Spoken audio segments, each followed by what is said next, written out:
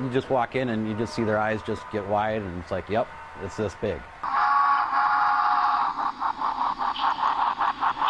In the basement of an old grocery store.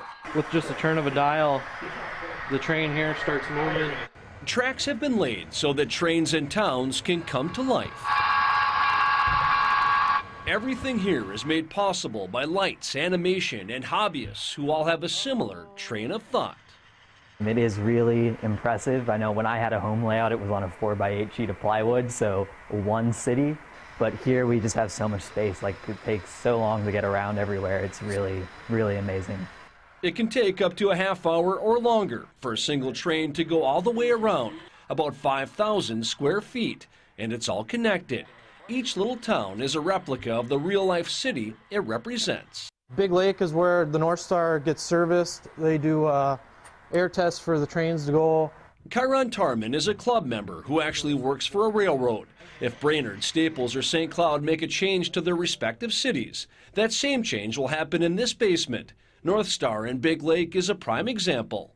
So if this goes to St. Cloud someday, could you extend this to St. Cloud? Yeah, it'll go both ways. This railroad world has come a long way since the club first laid its tracks back in 2011. There are now 40 active members. Their day jobs range from college students to police officers to repair techs, and each one plays an important role. And the lumber industry is thriving right now.